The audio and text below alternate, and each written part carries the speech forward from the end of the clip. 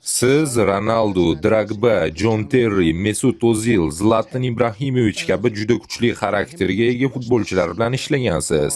Shunday futbolchilarni boshqarishning siri nimada? Bu murabbiy duch kelishi mumkin bo'lgan eng yaxshi muammo. Eng yaxshi futbolchilarga ega bo'lish bu eng yaxshi muammo.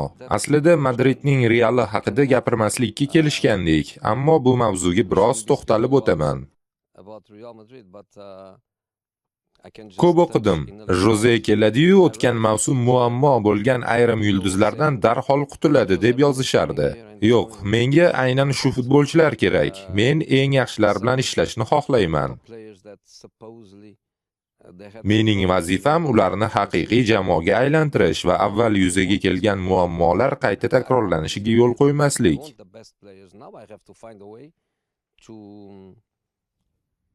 Har qanday murabbiy eng yaxshi futbolchilarni qo'l ostida ko'rishni istaydi. Asl muammo esa sen qiynalayotgan futbolchilar unchalik kuchli bo'lmaganida boshlanadi.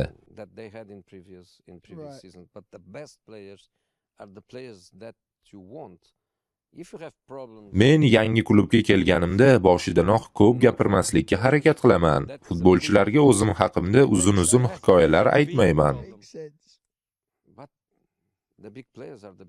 Avval men ularni tanishim kerak, ular esa meni.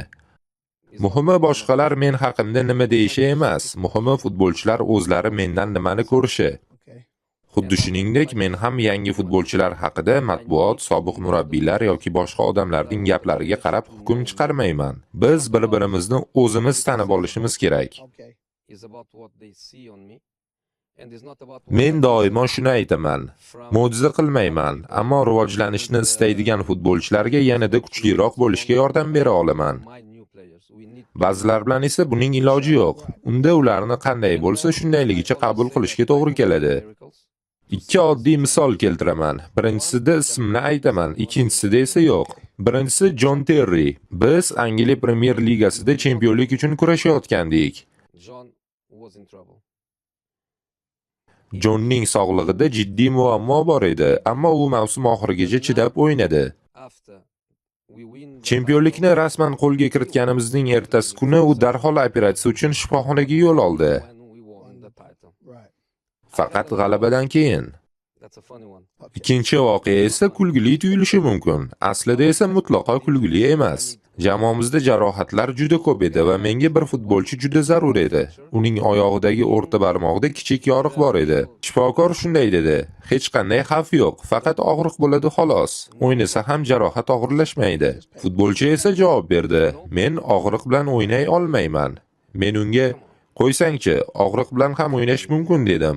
Shifokor esa taklif qildi: "Kichkina og'riqsizlantiruvchi ukol qilamiz. Barmoq uvushib qoladi, og'riqni sezmaysiz va buning hech qanday salbiy oqibati bo'lmaydi."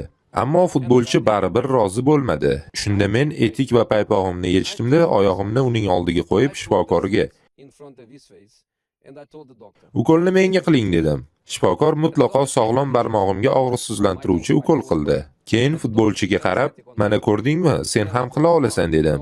U esa menga shunday javob berdi: "Yo'q, siz aqldan ozgansiz, men esa aqldan ozmaganman va baribir maydonga tushmadi." Intervyudan keyin menga bu qaysi futbolchi bo'lganini aytishga majbursiz. Xo'p, aytaman. U o'sha o'yinda maydonga tushmadi. Sizningcha shundan keyin u yana nechta o'yin o'tkazgan? Birortasini ham emas. Deyarli birortasini ham. Men ham shunday deb o'ylagandim.